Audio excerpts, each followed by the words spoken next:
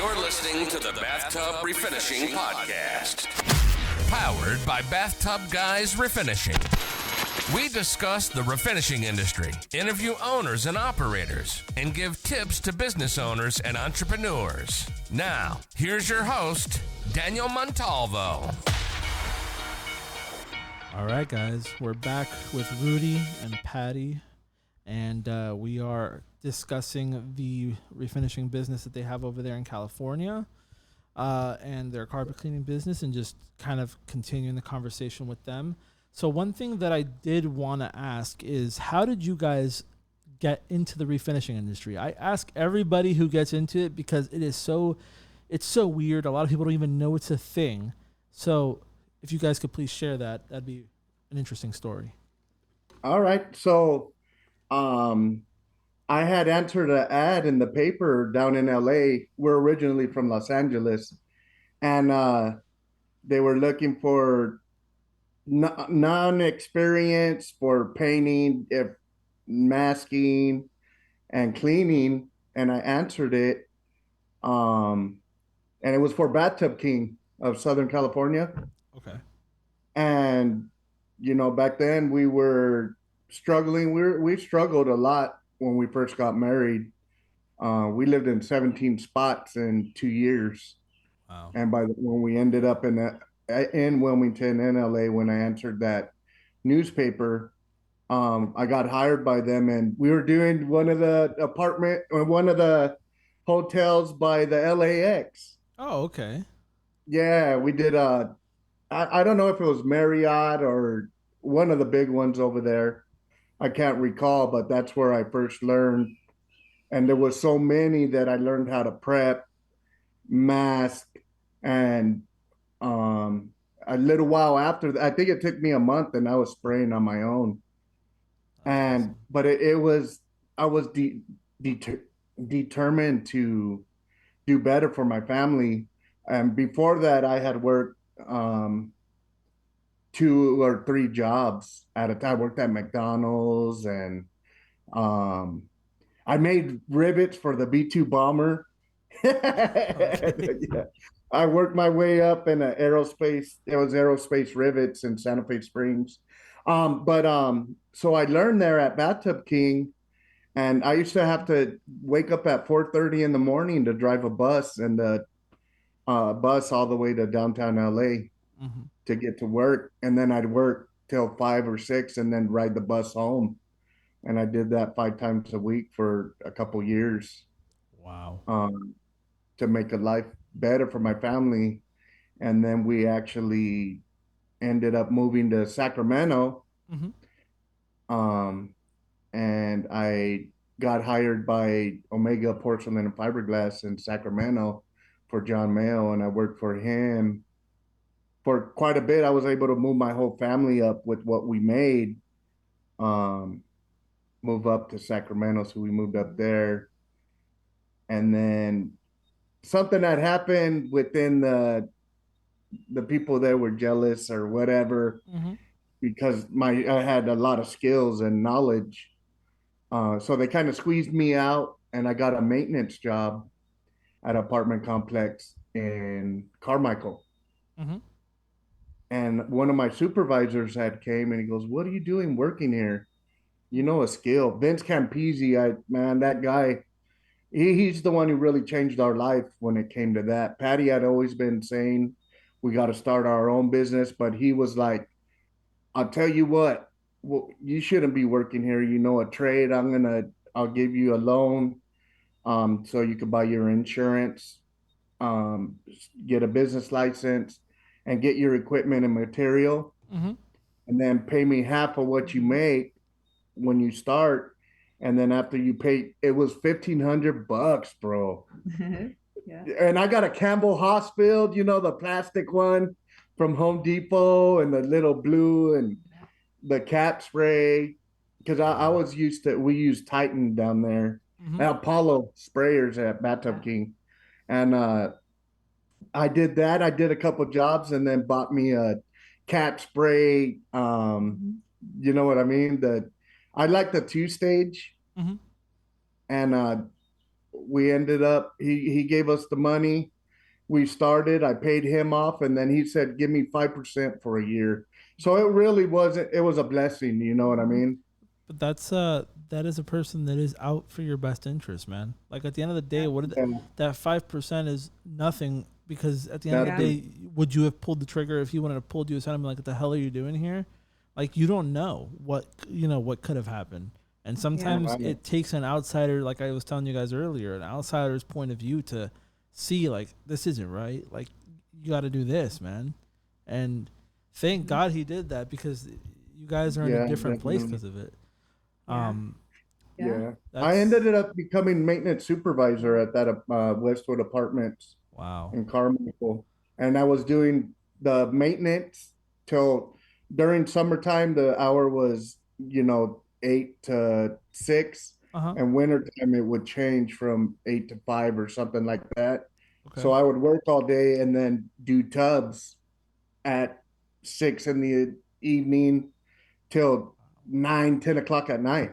That is the grind that people usually take to get to a certain level, man. Like, it and like we and you have talked a little bit, but you have these people whining and complaining about things, and it's like, if you like, it's easy to look at the guy whose name is on the building and just fucking assume that he's sitting back relaxing and it's always been that way, and that now I'm just some worker boy and I'm getting paid to just do this shit while he sits there. But they don't see all the shit that it took you to get to that point, and they'll never see it, which is why, this is a complete other conversation. But to anybody who's owner operator who's thinking about hiring outside help, you can never realistically expect people to give a fuck as much as you, because they've never been through the shit you've been through.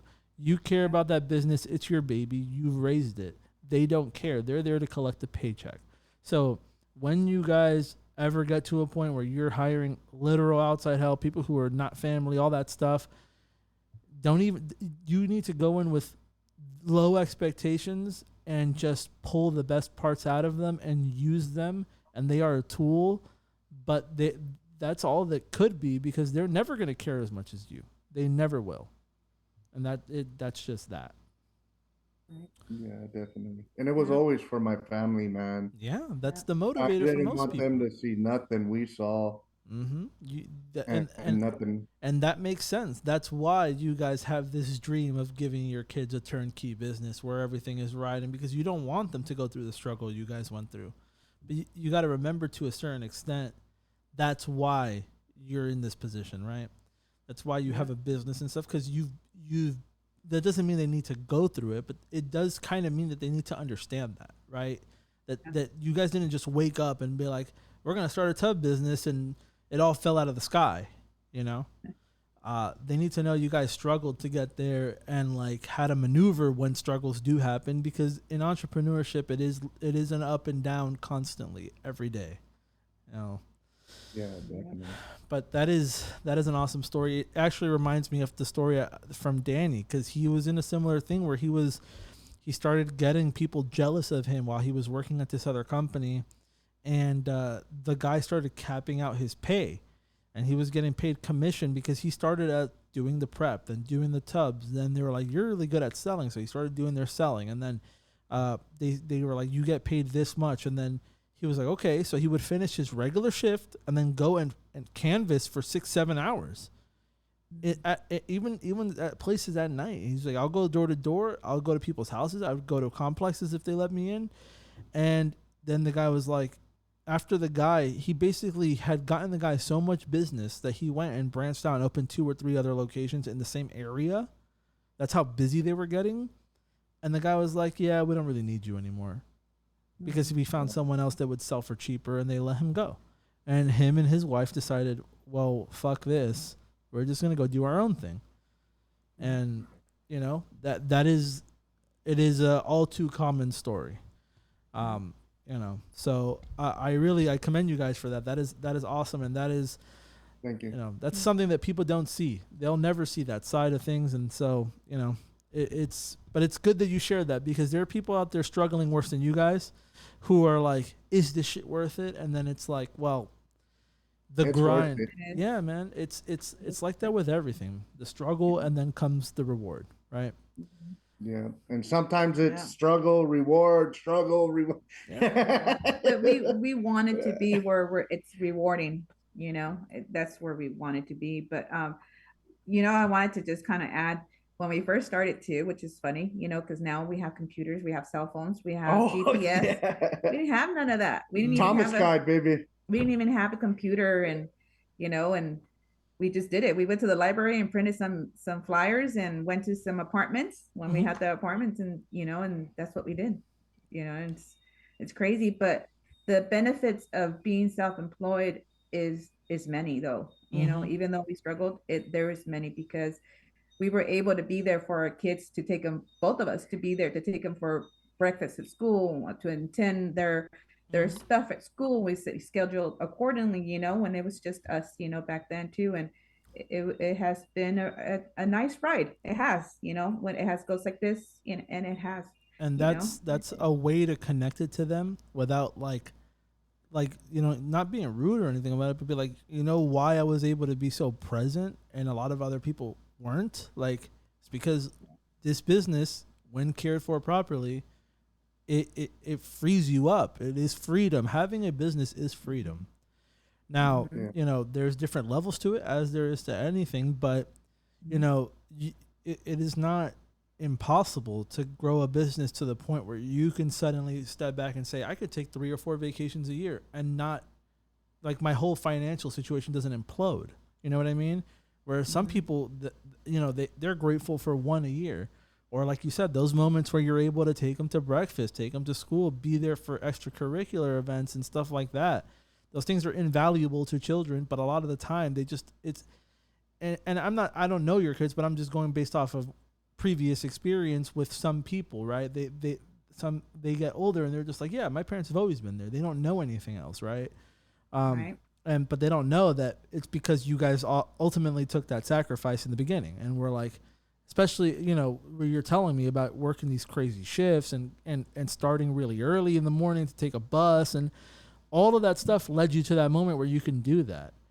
But you took a risk with, you know, your health, your sanity, all of that, and it doesn't end now. It just becomes a different type of risk, right? So that kind of ties back to what we were talking about with it's time to, if you guys are going to be operating by yourselves, the residual income after all your bills and stuff are covered, start looking at how you're going to strategically invest in your business, because it's going to be an investment in yourselves, actually. Yeah. Mm-hmm. Definitely. Totally agree. Yeah, I honestly, I think you guys could do it. The reason I have really high hopes for you guys, honestly, is just the fact that you guys are still doing it. Whereas a lot of people would be like, well, we've given it a shot for 20 years and we're still not retired or close to it, so fuck it, you know?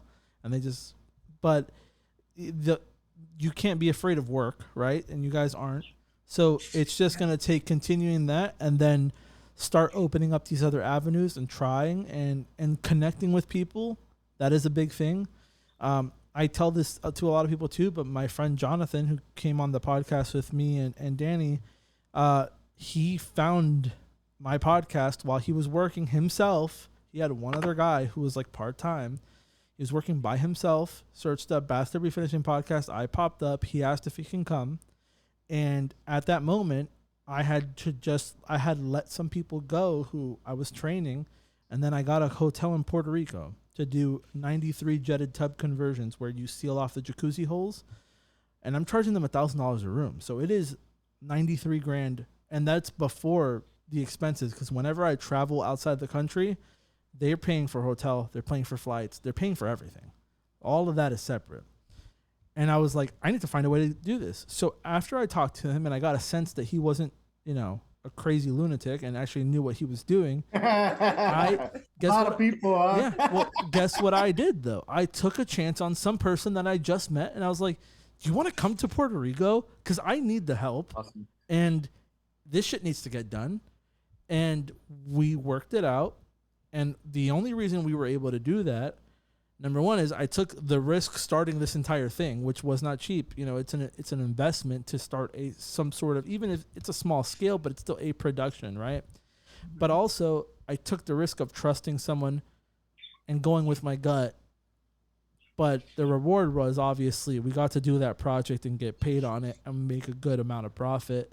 And it also helps bolster the image of the company that we were called out to Puerto Rico from Florida and were there for 3 weeks and did this thing for them over there. You know, not everyone was doing that. They had called Miracle Method, which is a franchise. They had called Save Step, which is the largest hotel bathtub refinisher.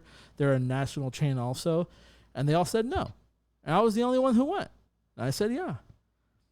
And so it's... Yeah, that's awesome. The power of connections, man, it's a real thing.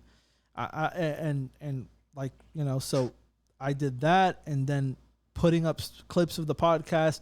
I meet Danny. I talked to him a couple times, and then he flies out over here and comes in person, and he's given me a lot of invaluable information, things that I would have never like known if it wasn't for talking to somebody who was usually, I'm like the guy who's telling people who like aren't as successful or as big as my company, right?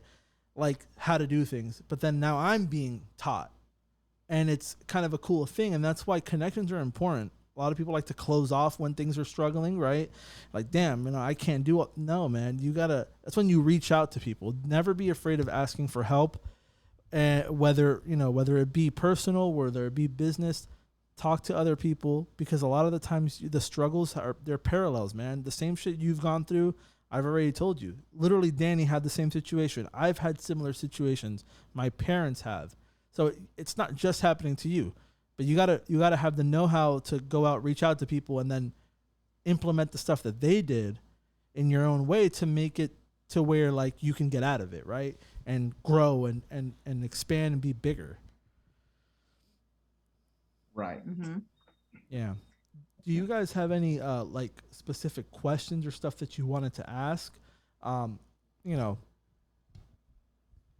being as we're like in a similar. I wanted industry. to talk a little bit about the technical stuff with the bathtub Sure. refinishing. Yeah. What do you got? So, are you guys still using the wipe-on bonding agent, Yes. the wipe-on primer? Mm-hmm. So, when I heard that, because I've always been like, that's the way to go.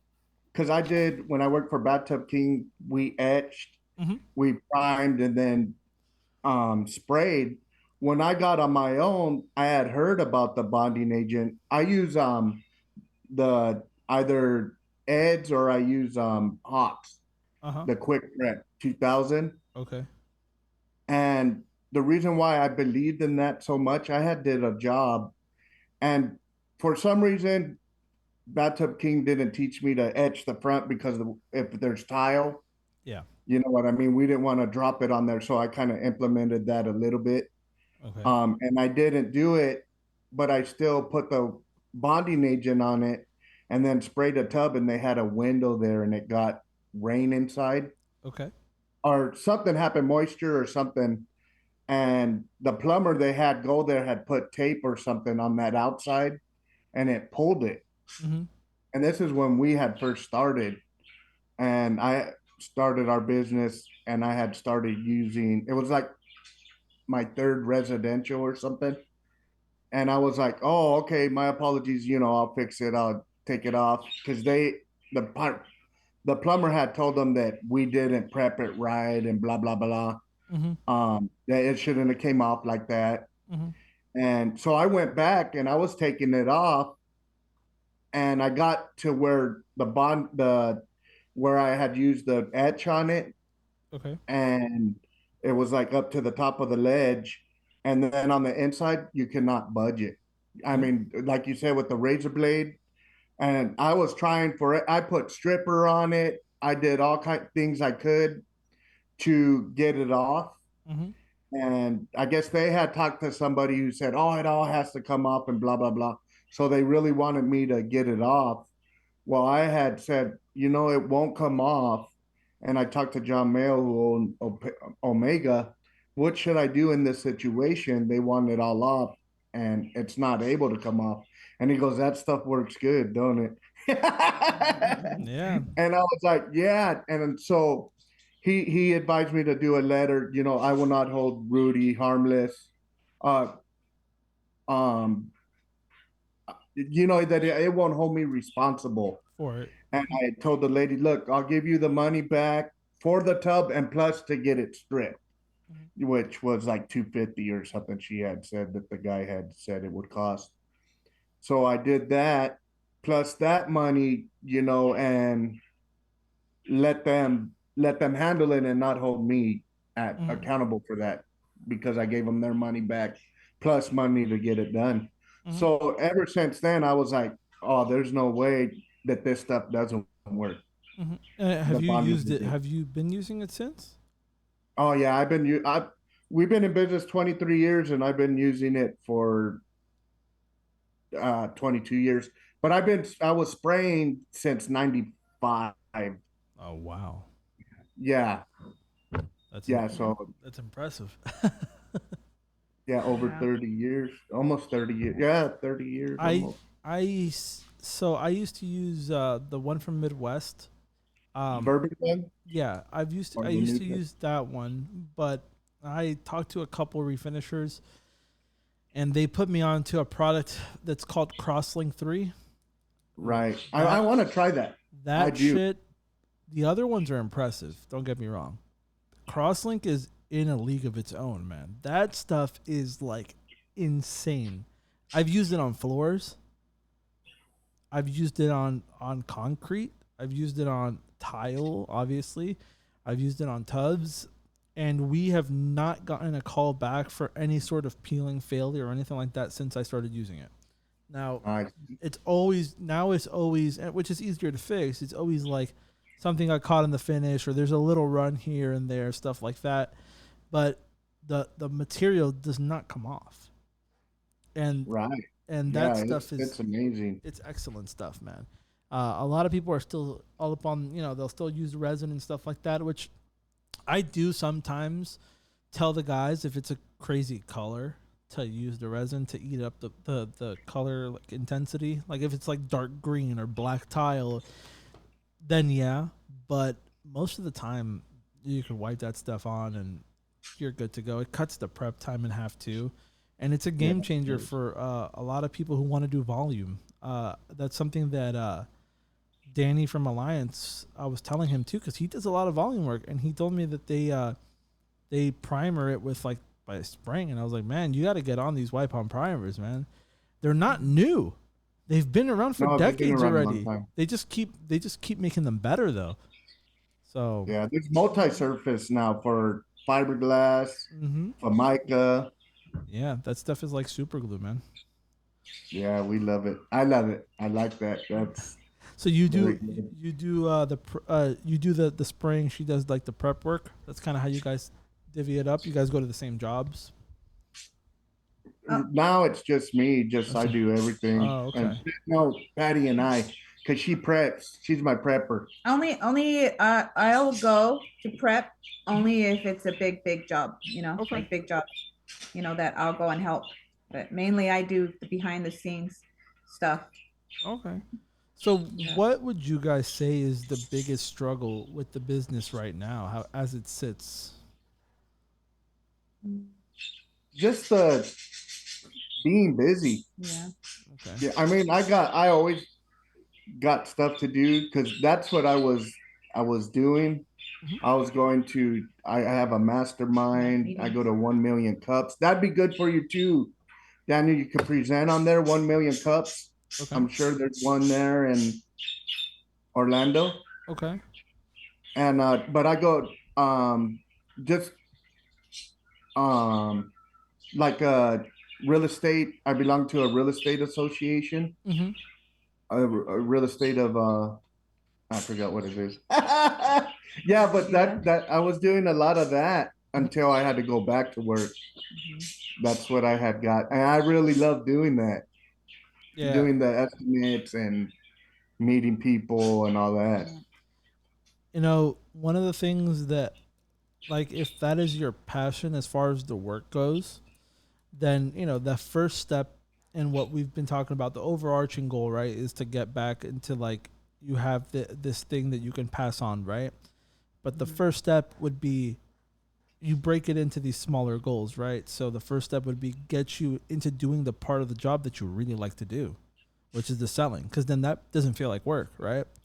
It's like I'm just going out and meeting people. I'm just going out and getting the business, and then try to have a person that you can count on doing the work. And as the workload grows, because you're doing something that's helping the business get more work, then everything kind of will fall into place. If you're not doing much of that anymore, that's kind of that. There's your answer, man. Like you need to be doing these kinds of things, networking, advertising, all of it.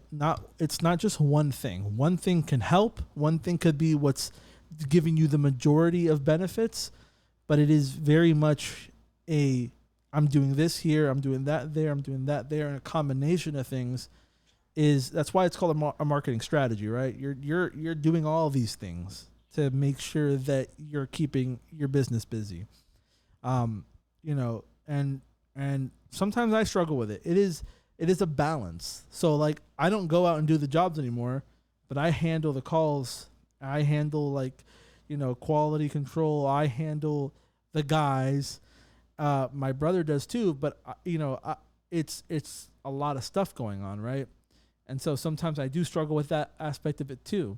But whenever I see any sort of lapse in the schedule, I'm like, God damn it, I'm not fucking doing my job the way it should be done. Something needs to give here, right? So either whether that's putting more responsibility onto someone else, whether that's like taking a look at the numbers and seeing realistically if I could find some help here, and then I could free up this one day on the schedule to go out and bust my ass advertising, would it make a difference? Can we swing that? Because as you know, man, one knock on the door, one phone call could change everything. I tell this story a lot too, but I'll tell it to you guys here. I went to my first kind of trade show thing for a association called the Central Florida Hotel and Lodging Association. The first year we went was like 2 years ago. And I was nervous as fuck. I didn't know what I was doing. I just went to this event, and me and my brother met the regional directors for Lowe's Hotel Group. And we literally were just making small talk with them, telling them what we did. And they were like, how fast could you guys do 1,800 tubs? And we're like 6 months. And they were like, okay. Took a card.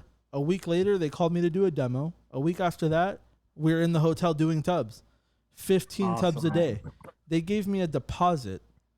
And this was when I was new. So I was like, holy fuck. It's the power of it. And obviously it's not going to happen all the time. But this is how quick things can. The deposit was $162,000. Oh, man. Wow, sir. And to this day, Nice. we have not finished the tubs there because it's for Cabana Bay Beach Resort that's connected to Universal. So they're seasonal. So like they had that window there because it was close to COVID that the hotels weren't packed. So we were in there. And then I'm just sitting on their deposit, like waiting for them to be like, hey, now we have some time to do some tubs. And every now and then they'll call, hey, we have 40 that you guys can do this week. I'm like, okay. But like that project, by the time we finish it, the ones that started are going to be out of warranty already. We're already working on the property. Who are they going to call to fix those tubs? The people who are already there. Right. Very nice. Yes.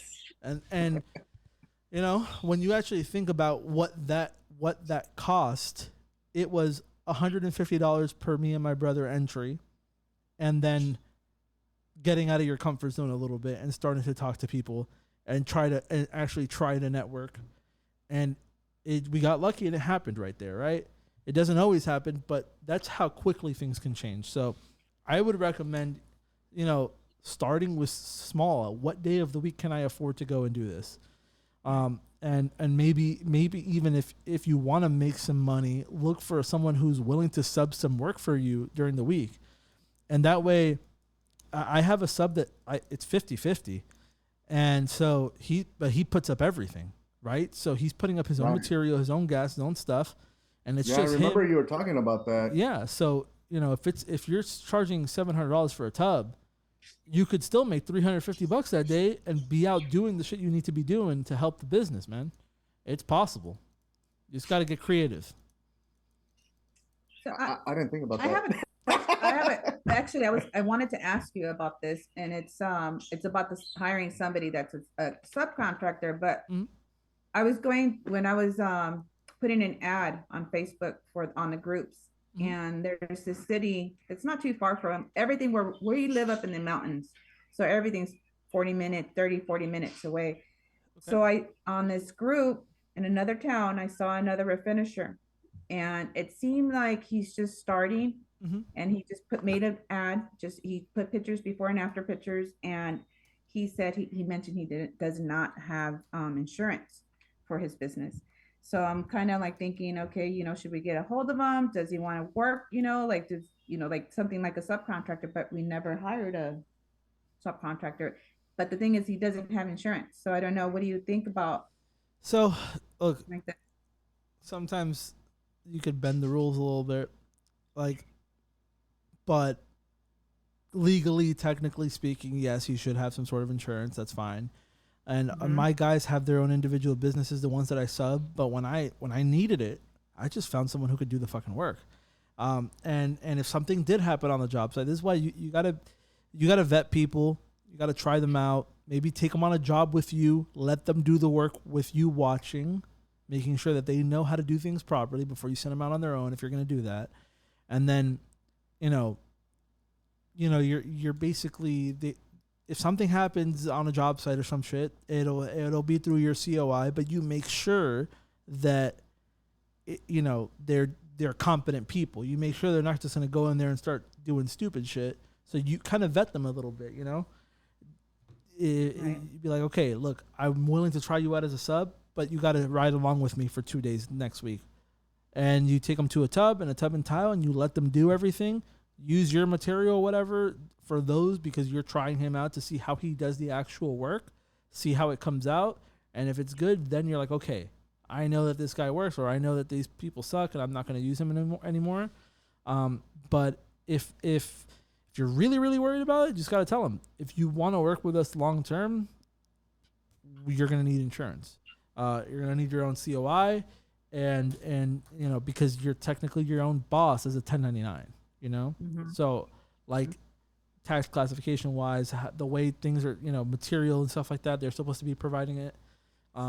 So, and at the end of the day, an insurance policy, if someone's not willing to pay $100 to make $400 or $500 a week, conservatively, then is their business even going to survive if this guy's starting a business? That's how you got to tell them, if you want to be in business anyway, you're going to need this. So what is it? There's ways to go around it though, but yeah, that's what I would recommend is just try them out. Regardless, you should try them out, but if he's wary about it, you can just try to work it out that way. If that makes sense. I didn't know how to approach him because he has his own business, Yeah. I didn't want to insult him, to say, hey, do you want to do some work for us, or as a sub, that you don't have your insurance, or do you want to just work for us, for Rudy's be employed by us, So I didn't know. Well, at the end of the day, because you would be subcontracting the work, technically speaking, you're supposed to have his COI on file, but you are the main contractor. So as long as you have a COI, in the eyes of legalities, you should be fine. Right? Because you're hiring him to do something for you when your name is going to be on the invoice and all of that stuff.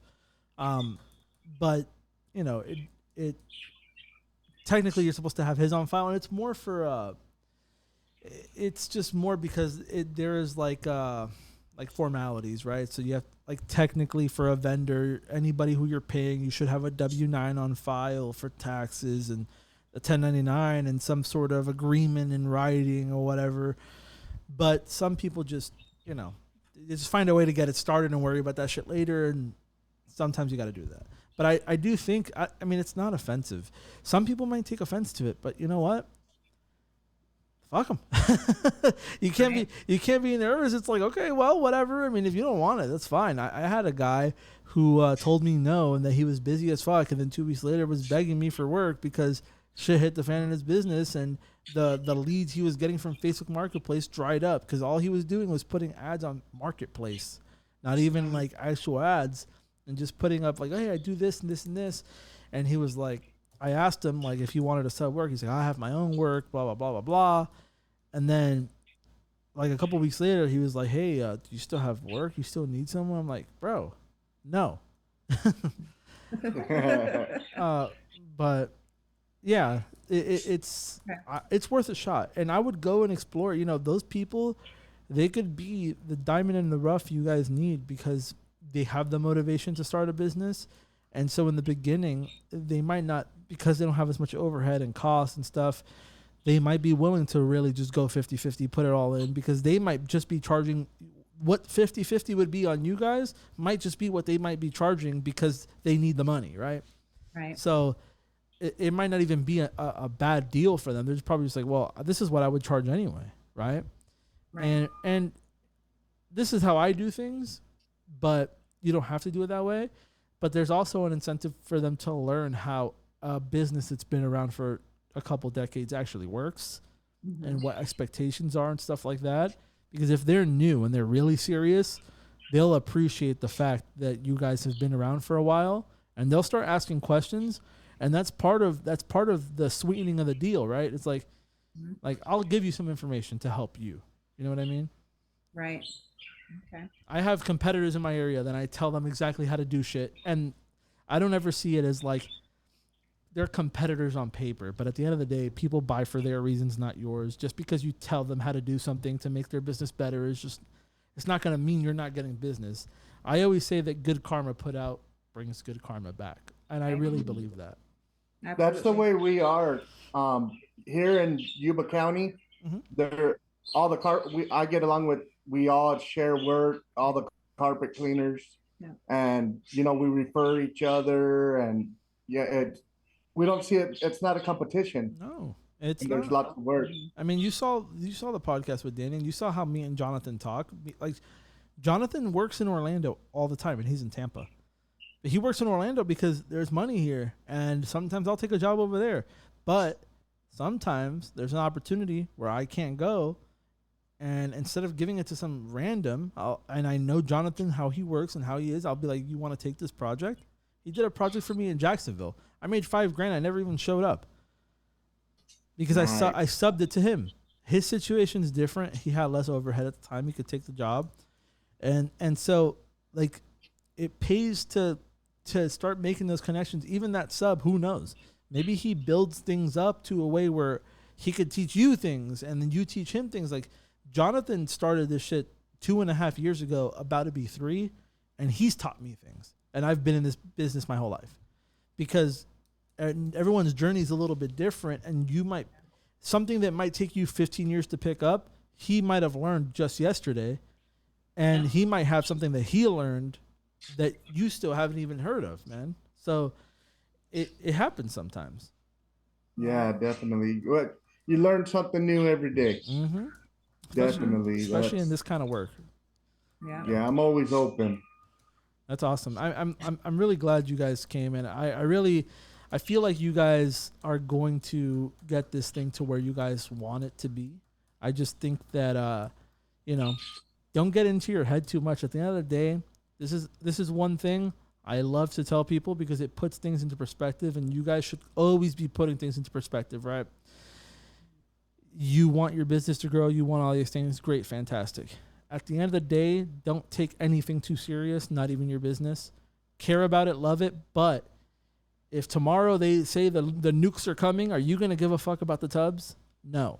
So be fearless when you go out and you're advertising. Have no fear, because this is all a game. Business is one big game. It is right.